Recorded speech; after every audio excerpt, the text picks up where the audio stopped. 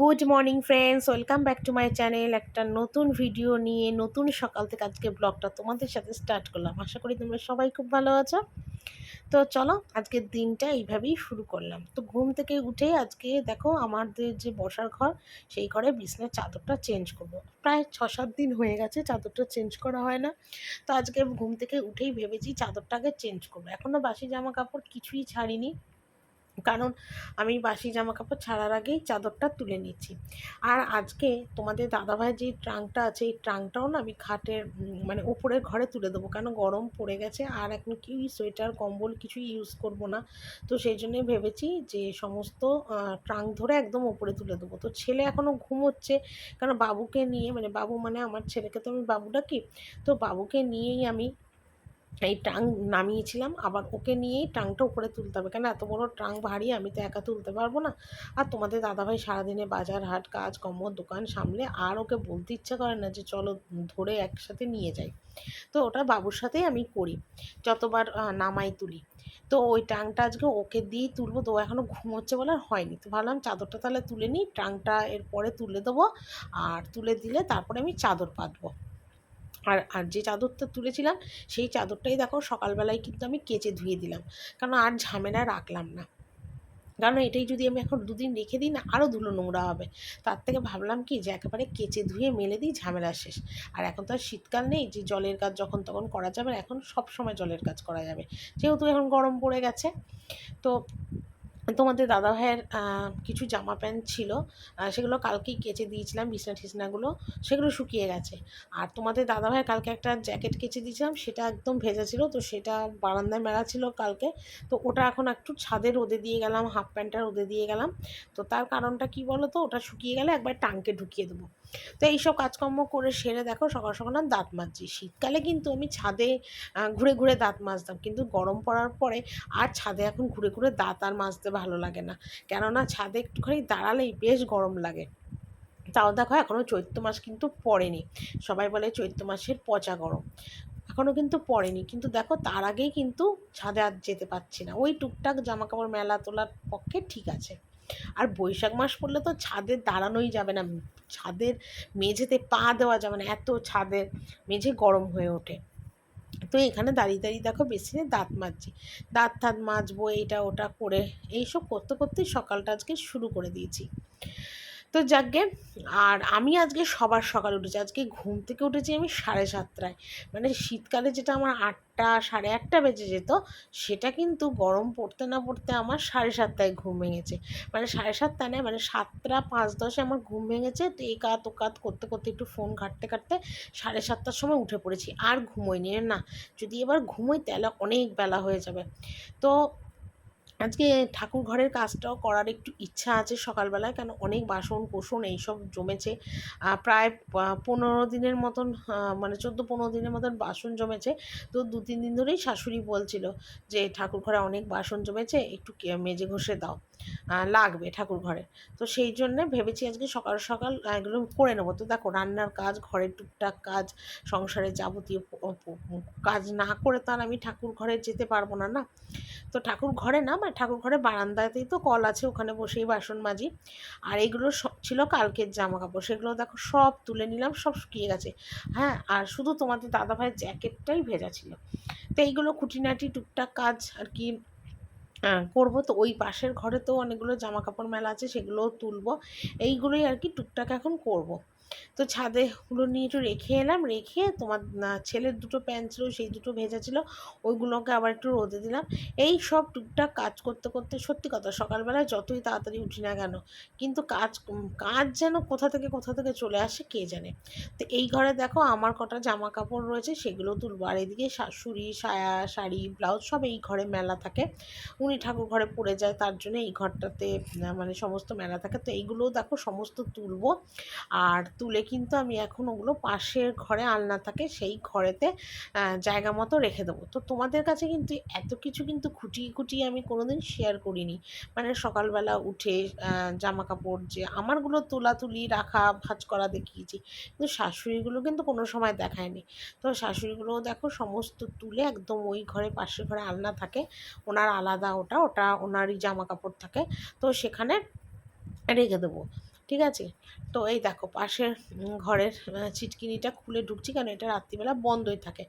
আর এই ঘরে দেখো আলনাটা রাখা রয়েছে, আর লাইটটা জ্বালালাম, জ্বালিয়ে এখন শাড়ি সায়া ব্লাউজ আলাদা আলাদা করে সব রেখে দিলাম। এগুলো ওনার মানে চান টান করে ঠাকুর ঘরে যাওয়ার জন্য ব্যবহার করে। আর আমিও কিন্তু বাসি জামা কাপড় ছেড়ে নিয়েছি, তো তার জন্যই কিন্তু এই কাঁচা ধোয়া জামা কাপড়গুলো ধরলাম, নয়তো কিন্তু আমি ধরতাম না। আর এমনিতেও ওনারটা আমি খুব একটা তুলি না, তো আজকে ভাবলাম না তুলেই দিই, ঘরটা ফাঁকা করে দেবো। তো সেই জন্যে এগুলো তুলে তালে সব মেলে দিলাম। তো ওদিকে আমার এইগুলো করতে করতে তোমাদের দাদাভাইও কিন্তু ঘুম থেকে উঠে পড়েছে। হ্যাঁ, তো এগুলো হলো, এবার এই সবগুলো সব সেরে সোজা এলাম দেখো নিচে। আর নিচে এসে কিন্তু এখনও চা বসায়নি, এসে আগে টেবিলটা মুছে নিলাম। তো টেবিলটা মুছলাম কেন বলতো, ওই যে বললাম সারা রাত ধরে টেবিলটা ফাঁকা পড়ে থাকে, খাবার চা করব, তারপরে রান্নার জিনিস রান্না করে রাখবো। তো অনেক কিছু পোকামাকড় যেতেই পারে, আমি তো আর রাত্রিবেলা দেখবো না। তো সেই জন্যে টেবিলটা রোজ সকালেই কিন্তু মুছি, রোজ সকালে মুছি। হয়তো রোজ রোজ তোমাদের হয়তো সেটা শেয়ার করতে পারি না, কিন্তু আজকে কিন্তু সকাল সকাল উঠেছি বলে আমার কিন্তু খুঁটিনাটি সমস্ত কাজকর্মই কিন্তু সকাল সকাল তোমাদের কাছে কিন্তু শেয়ার করতে কিন্তু পারলাম আমি।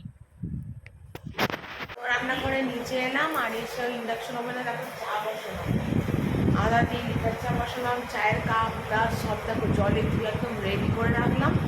ওই মগের মধ্যে চাটা ঢালবো বলে, আর তোমাদের দাদাভাই চলে গেছে বাজারে, কী আনবে আমি কিছু জানি না। আনুক বাজারহাট কী আনবে আমি জানি না, আনুক তারপর আর কি দেখাবো। আর এখন আমি আপাতত চাটা নামাই, চাটা নামিয়ে আগে চাটা খাই, চা না খেলে শরীরে এনার্জি আসবে না। অনেকক্ষণ উঠেছি, একটু কাজ করতে করতে অনেকটাই দেরি হয়েছে। আর এখন ঘড়িতে বাজে 9টা। চলো আমার পরে তোমাদের সাথে কথা বলবো। তো চাটা খাওয়া কমপ্লিট, চাটা খেয়ে দেখো এখন চাল ধুচ্ছি, ভাত বসাবো। পেটো কাটা বাসন এখনও আমার মাজা হয়নি, এখন এই কটা বাসনই রয়েছে, কাল সকালে মেজে রেখেছি না রাত্রিবেলা, ওই জন্য বাসন আজকে একটু কম বেরিয়েছে, মানে রাতে যেহেতু মেজে রেখেছি। তো এখন চালটা ধুয়ে ভাতটা বসিয়ে দিই, ভাতের জলও বসিয়ে দিয়েছি। আর তোমাদের দাদাভাই এখনও বাজার থেকে আসেনি।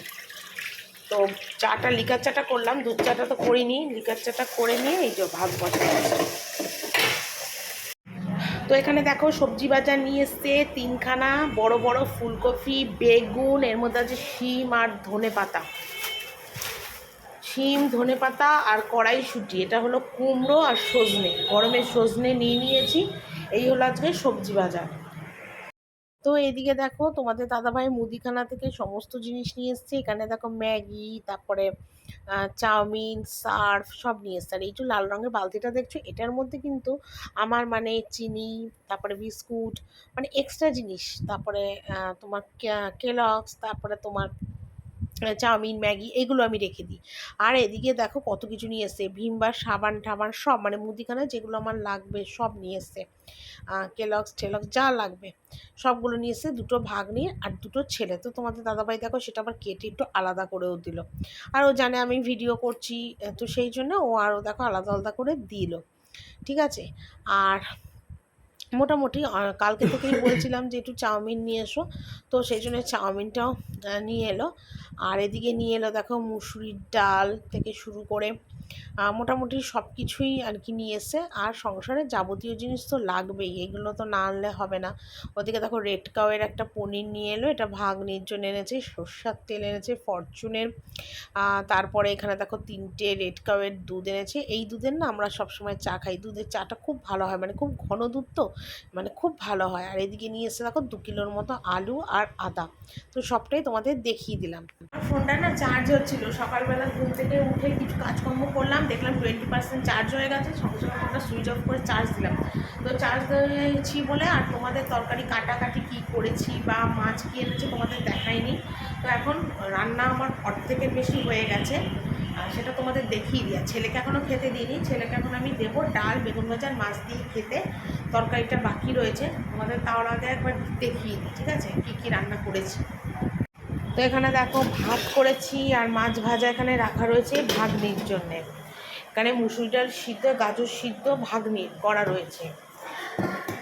হ্যাঁ হ্যাঁ। আর এখানে মাছের ঝোল দিই, মাছের ঝোল করেছে, সব রকম সবজি দিয়ে মাছের ঝোল করেছি।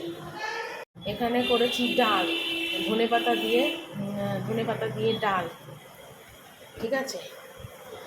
আর এখানে বেগুন ভাজা, ঠিক আছে, এখানে বেগুন ভাজা।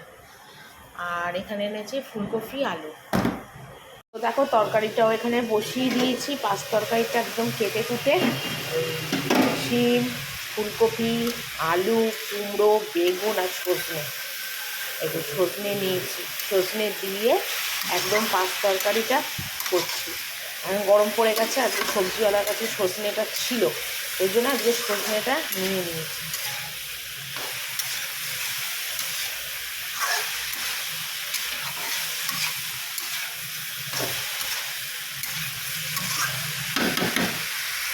তো আমার এইমাত্র রান্নাবান্না কমপ্লিট হয়ে গেল। তো তোমাদের তো রান্না সব দেখিয়েই দিয়েছি, শুধু তরকারিটা হলো, তরকারিটা নামালাম। এদিকে বাসন টাসনগুলো আজকে একটু বেলাই হলো, বাসনগুলো মাজতে বাসন মাজলাম, তারপরে এদিকে গ্যাস ট্যাস সব মুছলাম। শুধু কড়াইটা আজকে আর মাজিনি, কারণ বিকেলবেলা ছেলের টিফিন করবো, তো সেই জন্য কড়াইটা রেখে দিলাম। আর যেহেতু আজকেও মাছ, কালকেও মাছ, পরশুও মাছ, তো মাছ হবে বলে কড়াই আর মাজলাম না, সেই তো আমার গরম জলে দিতে হবে। চলো এখন উপরে যাই, সব লাইট ফাইট সব নিভিয়ে দিলাম, দিয়ে এবার উপরে যাই, ঠিক আছে। চলো।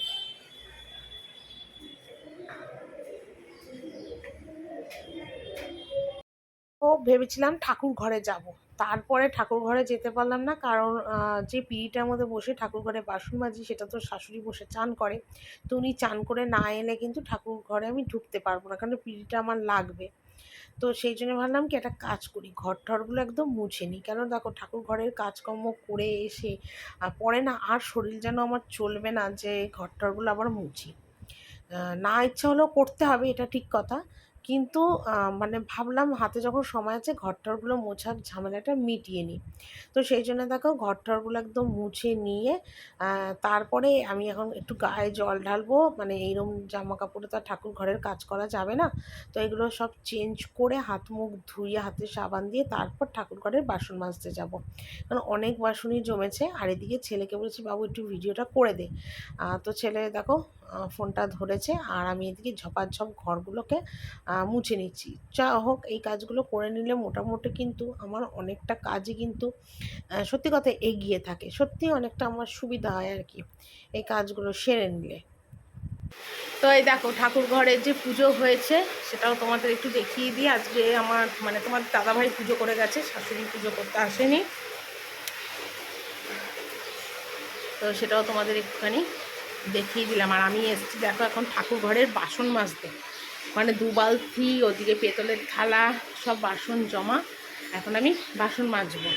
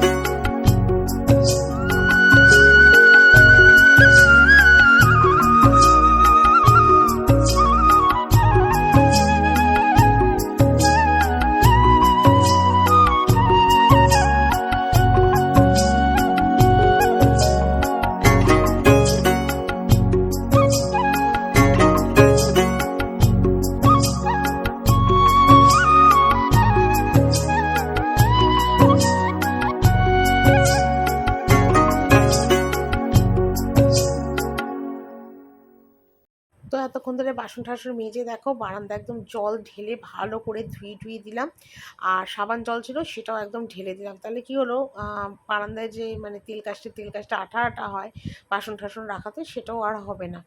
তো গ্রিলগুলো এর আগের দিন মুছেছিলাম বলে আজকে আর গ্রিলটা মুছলাম না, এমনি বারান্দা ধুয়ে দিলাম। আর ওদিকে ডাস্টবিন বালতিটাও ফেলবো, ওটাও ফেলা হয়নি, ওটাও ফেলবো।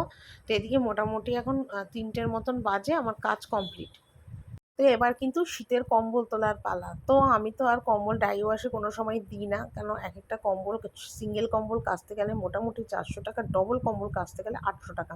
তো সেই জন্য প্রতি বছরই কিন্তু কম্বলগুলো আমি ঘরেই কাচি। তো এটা শাশুড়ি পেটে শুচ্ছিল কদিন পিঠের তলায়, তো আজকে এটা বার করে দিল আমার ননদ, তো বললো কেচে দেওয়ার জন্য। তো আমি ওই জন্য দেখো লোহার বালতির মধ্যে এটা ভিজিয়ে রাখছি। এটা আজকে আর কাচবো না, কাল কাচবো, কারণ টানা 2 মাস 3 মাসের মতন পাতা ছিল বিছনায়। তো সেই জন্য আমি এটা ভিজিয়ে রাখছি, কারণ এটা সঙ্গে সঙ্গে কাচলে না পরিষ্কার হবে না।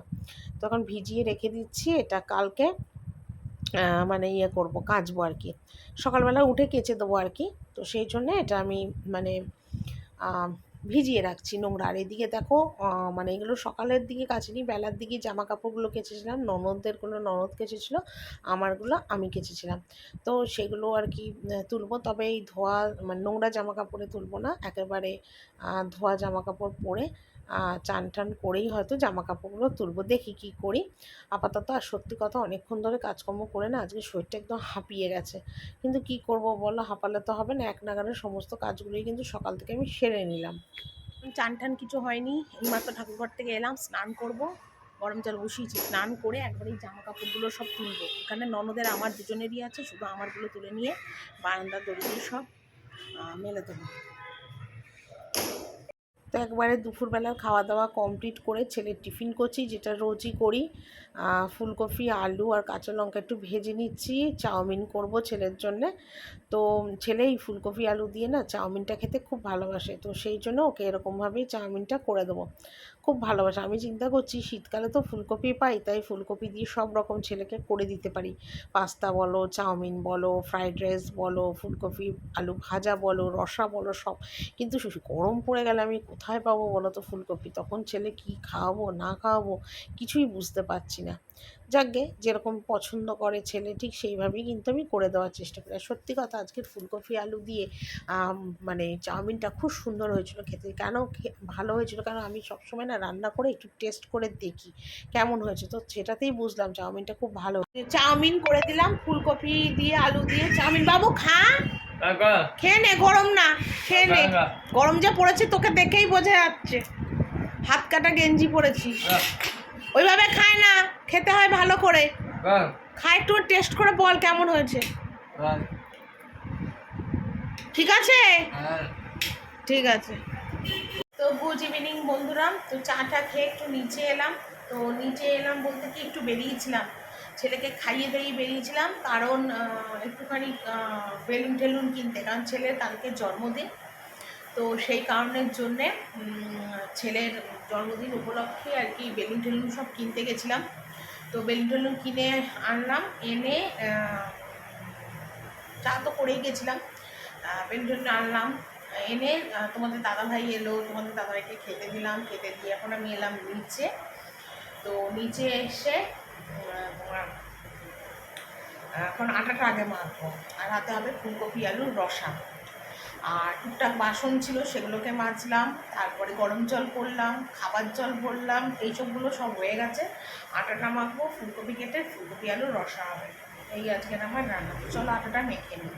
তো দেখো এখানে আমি ফুলকপি আলুর একটু ঝোল ঝোল রসা রসা মতন করে নিয়েছি। আর এখানে দেখো আটাটাও মাখা হয়ে গেছে, ঠিক আছে, ফুলকপিটা হয়ে গেছে। এবার তোমাদের দাদাভাইকে ডাকি যে বেলবো, তুমি এবার ভাজো রুটিটা।